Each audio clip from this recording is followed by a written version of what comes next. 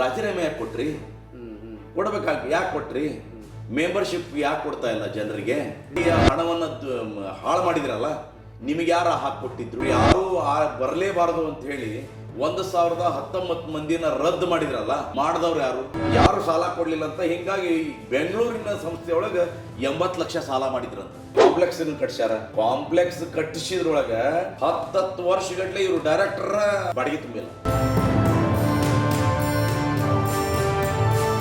ಈಗ ಚುನಾವಣೆಗೆ ಸ್ಪರ್ಧೆ ಮಾಡಿರ್ತಕ್ಕಂಥವ್ರ ಪೈಕಿ ನಿಮ್ಮ ಅಭಿಪ್ರಾಯ ಏನಿದೆ? ಅಂದ್ರೆ ಈಗ ಸ್ಪರ್ಧೆ ಮಾಡಿರೋ ಪ್ರಕಾರ, ಈಗ ಶಿಕ್ಷಣ ಸಂಸ್ಥೆಯನ್ನು ನೋಡೋದಾಗ ಅಥವಾ ಈಗ ನೀವು ಭ್ರಷ್ಟಾಚಾರ ಇದೆ ಅನ್ನೋದನ್ನು ಹೇಳ್ತೀನಿ, ಈಗ ನಿಂತಿರ್ತಕ್ಕಂಥ ಸ್ಪರ್ಧಿಗಳ ಮೇಲೆ ಇವಾಗ ಆಡಳಿತ ಮಂಡಳಿ ಏನು ಇತ್ತಲ್ಲ, ಅದರ ಪರವಾಗಿ ನಿಂತ್ಕೊಂಡಂಥವ್ರು ಒಂದು ಸ್ವಲ್ಪ ಜನ ಇದ್ದಾರೆ, 15 ಜನ. ಆಮೇಲೆ ಅದರ ವಿರುದ್ಧವಾಗಿ ಹೋರಾಟಗಾರರು ಸಿ ಮಂಜುನಾಥ್ ಮತ್ತು ರವಿ ಒಡೆಯರ್ ನೇತೃತ್ವದೊಳಗೆ ನಿಂತ್ಕೊಂಡಂತ ಒಂದು 15 ಜನ ಇದ್ದಾರೆ. ಈ ರವಿ ಒಡೆಯರ್ ಮತ್ತು ನ್ಯಾಯವಾದಿಗಳವರು, ಖ್ಯಾತ ನ್ಯಾಯವಾದಿಗಳು ಹಾನಗಲ್ ನಗರದೊಳಗೆ, ಅವರು ಮತ್ತು ಸಿ ಮಂಜುನಾಥ್ ಅವರು ಏನು ನಿಂತ್ಕೊಂಡಿದ್ದಾರಲ್ಲ, ಈ ಟೀಮು ಇವರೆಲ್ಲ ಸ್ವಲ್ಪ ಶಿಕ್ಷಕಿತರು. ಆಮೇಲೆ ರಾಜಕಾರಣವನ್ನ ಸ್ವಲ್ಪ ಭಾಳ ಒಳಗೋಗಿ ಮಾಡಿದವ್ರಲ್ಲ. ಆಮೇಲೆ ಹೊರಗಿಂದನೇ ನಿಂತ್ಕೊಂಡಂಥವ್ರು, ರಾಜಕೀಯ ಯಾವುದೇ ಟಚ್ ಇಲ್ದಂಥವ್ರು. ಜೊತೆಗೆ ಇವ್ರಿಗೆ ಒಂದಿಷ್ಟು ಜ್ಞಾನ ಇದೆ, ಕಾನೂನಿನ ಬಗ್ಗೆ ಒಂದು ಅಂಜಿಕೆ ಇದೆ ಇಂಥವ್ರೆಲ್ಲ. ಆಮೇಲೆ ಅದ್ರ ಬಗ್ಗೆ ಬದ್ಧತೆ ಇದೆ, ಏನೋ ಮಾಡಬೇಕು ಅಂತ ಆಸೆ ಇಟ್ಕೊಂಡಂಥವ್ರು. ಇವ್ರು ಯಾರು ಅಂಥವ್ರಲ್ಲ.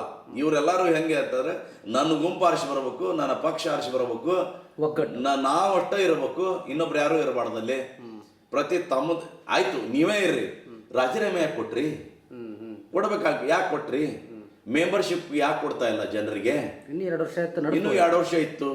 ಸಂಸ್ಥೆಯ ಸೊಸೈಟಿಯ ಹಣವನ್ನು ಹಾಳು ಮಾಡಿದ್ರಲ್ಲ, ನಿಮಗೆ ಯಾರು ಹಾಕಿಕೊಟ್ಟಿದ್ರು? ಆಯ್ತು, ಇವ್ರು ಯಾರು ಬರಲೇಬಾರದು ಅಂತ ಹೇಳಿ 1019 ಮಂದಿನ ರದ್ದು ಮಾಡಿದ್ರಲ್ಲ, ಮಾಡಿದವ್ರು ಯಾರು? ಇವರೇ ಮಾಡಿದ್ರಲ್ಲ. 155 ಮಂದಿನ ಯಾರು ಮಾಡಿದ್ರು? ಇವತ್ತು ಇವರು ಇದ್ರೊಳಗೆ ಕ್ಲಿಯರ್ ಆಗಿ ಹೇಳ್ತಾರೆ, ಇಲ್ಲ 2010ರಲ್ಲಿ ಅಂದಿನ ಸೌಹಾರ್ದ ಕಾಯ್ದೆಯಡಿ ರದ್ದಾದ ಸಂಸ್ಥೆಯ 1019 ಜನರ ಸದಸ್ಯತ್ವವನ್ನು ತಾಂತ್ರಿಕ ಕಾರಣಗಳಿಂದಾಗಿ ಈಗಿನ ಚುನಾವಣಾಧಿಕಾರಿಗಳು ಮರುಸ್ಥಾಪನೆ ಮಾಡಿದ್ದಾರೆ ಅಂತ. ಅವರ ಮಾಡ್ಯಾರ ಕರೆಕ್ಟ್. ಅದ ತಾಂತ್ರಿಕ ಕಾರಣಗಳಿಂದ ನೀವ್ಯಾಕೆ ಮಾಡಲಿಲ್ಲ? ಮಾಡ್ಬೋದಿತ್ತಲ್ಲ, ಇಷ್ಟು ವರ್ಷ ನೀವೇ ಅಧಿಕಾರದಾಗಿದ್ರಲ್ಲ, ನೀವ್ಯಾಕೆ ಮಾಡಲಿಲ್ಲ? ತೆಗೆದವ್ರು ನೀವು ಅಂತ ಆತ ಇಲ್ಲ. ಮತ್ತೆ ಯಾಕೆ ರಾಜೀನಾಮೆ ಕೊಟ್ಟಿದ್ರಿ? ಒಂದು. ಇನ್ನು ಎರಡನೇದ್ದು, ಇವ್ರು ಇಲ್ಲಿ ಹೇಳ್ತಾರೆ, ಯಾರೂ ರೊಕ್ಕ ಕೊಡ್ಲಿಲ್ಲ ಅಂತ ಇವ್ರಿಗೆ. ಏನೋ ನ್ಯಾಕ್ ಕಮಿಟಿ ಬಂದ ಹೊತ್ನ್ಯಾಗ ಯಾರು ಸಾಲ ಕೊಡ್ಲಿಲ್ಲ ಅಂತ. ಹಿಂಗಾಗಿ ಬೆಂಗಳೂರಿನ ಸಂಸ್ಥೆಯೊಳಗೆ 80 ಲಕ್ಷ ಸಾಲ ಮಾಡಿದ್ರಂತ. ಇವ್ರು ಹೇಳೋದು ನೋಡ್ರಿ, ಇವ್ರು ಎಷ್ಟು ನಗೆಪಾಟ್ಲ ಅಂದ್ರ, ಇವ್ರ ಡೈರೆಕ್ಟರ್ಶಿಪ್ನಾಗ ಇದ್ದಂಥವ್ರದ ಒಂದು ಬ್ಯಾಂಕ್ ಐತಿ. ಯಾಕೆ ಬೆಂಗಳೂರು ಯಾಕೆ ಆಯ್ಕೆ ಸರ್? ಅದೇ ಅವ್ರದ್ದು. ಅದನ್ನ ಅವ್ರು ಕೇಳ್ಬೇಕು, ಅದನ್ನ ಬೆಂಗಳೂರದ್ದು. ನನ್ನ ತಿಮ್ಮಟ್ಟಿಗೆ ಏನಾದ್ರೂ ಅಡ್ಜಸ್ಟ್ಮೆಂಟ್ ಇರ್ಬೋದು, ಅಘೋಷಿತವಾದಂತ, ಅಸ್ಪಷ್ಟವಾದಂತ ಏನಾರ ಯಾವ್ದು ಅಡ್ಜಸ್ಟ್ಮೆಂಟ್ ಇರ್ಬೋದು. ಯಾರ ಅಕ್ಕನ ಮಾವನ ಸೊಸೆಯ ಸಂಬಂಧಿಕರದ್ದು ಅಥವಾ ಏನಾರು ಇರ್ಬೋದಲ್ಲ. ಇವ್ರದ್ದು ಇಲ್ಲಿ ಸುತ್ತಮುತ್ತಲಿನ ಅವಕಾಶ ಬಿಟ್ಟು ಅಷ್ಟು ದೂರ ಹೋಗೋದಕ್ಕೆ ಆತರ ಇರ್ಬೋದು ಅಂತ ನಿಮ್ಗೆ ಇರ್ಬೋದು, ಸಹಜವಾಗಿರ್ಬೋದು. ಯಾಕೆಂದ್ರಿ ಡೈರೆಕ್ಟರ್ನೊಳಗೆ ಇದ್ದಂತ ಮನುಷ್ಯ ಅಂತ ಒಂದು ಬ್ಯಾಂಕ್ ಐತಿ, ಕೋಟಿ ಗಂಟೆ ವ್ಯವಹಾರ ಮಾಡ್ತಾರ. ಅದನ್ನೇ ತಗೋಬೋದಿತ್ತಲ್ಲ, ಯಾಕೆ ತಗೋಬಾರ್ದು? ಬೇಕಾಷ್ಟು ಇವ್ರ ಅಂಡರ್ನಾಗ ಇವರ ಇದು ಕೊಡ್ತಾರ. SBI ಐತಿ, ಇವರ ಅಕ್ಕಿ ಒಳ್ಳಿ ವಕೀಲರ ಅದಕ್ಕೆ ಏನೋ ಲೀಗಲ್ ಅಡ್ವೈಸರ್ ಅದಾರ.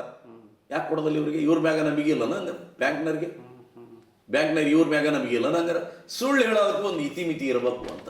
ಅಲ್ಲಿಂದ ತಂದಿದ್ದವ್ರು ಸತ್ಯನ 100% ಅವರೇ ಬರ್ಕೊಂಡಾರಲ್ಲ. ನಾ ಹೇಳಕತ್ತಿಲ್ಲ. ಯಾವ್ದಿದು APAC ಬ್ಯಾಂಕ್ ಅಂತ, ಫೈನಾನ್ಸಿಯಲ್ ಸರ್ವಿಸಸ್ ಬೆಂಗಳೂರು ಅಂತೇಳಿ, ಅಲ್ಲಿಂದ ತರ್ತಾರೆ ಇವ್ರು 80 ಲಕ್ಷ ರೂಪಾಯಿ ಸಾಲನ. ಆಯ್ತು, ಇಷ್ಟೆಲ್ಲ ತಂದ್ರು, ಎಲ್ಲ ಮಾಡಿದ್ರು. ಏನು ಮಾಡಿದ್ರು? ಯಾವ್ದಾದ್ರು ಹೊಸ ಕೋರ್ಸ್ಗಳನ್ನು ತಂದ್ರ? ಹೊಸ ವ್ಯವಸ್ಥೆಯನ್ನ ಮಾಡಿದ್ರ? ಶಾಲೆಯಲ್ಲಿ ಶಿಸ್ತನ್ನ ಇದೆಯಾ? ಯಾವುದು ವ್ಯವಸ್ಥೆ ಸರಿಯಾಗಿದೆ? ಬಹಳಷ್ಟು ಇಲ್ಲಿ ಮಾಡ್ತಾರೋ. ಆಮೇಲೆ ಈ ಕಾಂಪ್ಲೆಕ್ಸ್ ಕಟ್ಸ್ಯಾರ. ಕಾಂಪ್ಲೆಕ್ಸ್ ಕಟ್ಟಿಸಿದ್ರೊಳಗ 10 ವರ್ಷಗಟ್ಲೆ ಇವರು ಡೈರೆಕ್ಟರ್ ರೊಕ್ಕ ತುಂಬಿಲ್ಲ, ಬಾಡಿಗೆ ತುಂಬಿಲ್ಲ. ತರಾವ್ ಮಾಡ್ಯಾರ. ಈಗಲೂ ಇವತ್ತಿಗೂ ಕೂಡ ವಸೂಲಿ ಮಾಡಿಲ್ಲ. ಯಾಕೆ ಮೌನಕ್ಕೆ ಜಾರಿದ್ರು ಇವರೆಲ್ಲ? ಹಂಗಾರೆ ಅಂದ್ರೆ ಈ ಕಾಂಪ್ಲೆಕ್ಸಿನ ಸಲುವಾಗಿ ಚುನಾವಣೆ ಮಾಡಾಕತ್ತೀರ ಹೆಂಗ? ಬಹಳಷ್ಟು ಮಂದಿ ಡೈರೆಕ್ಟ್ ಆರ್ ಇಂಡೈರೆಕ್ಟ್ ಎಲ್ಲರೂ ಕಾಂಪ್ಲೆಕ್ಸಿನೊಳಗೆ ಈಗ ಅಂಗಡಿ ತೊಗೊಂಡಾರ ಇವ್ರು ಡೈರೆಕ್ಟರ್ಸ್. ಅಂದ್ರೆ ಏನು ಮಾಡ್ಲಿಕ್ಕೆ ಹೊಂಟಿರಿ?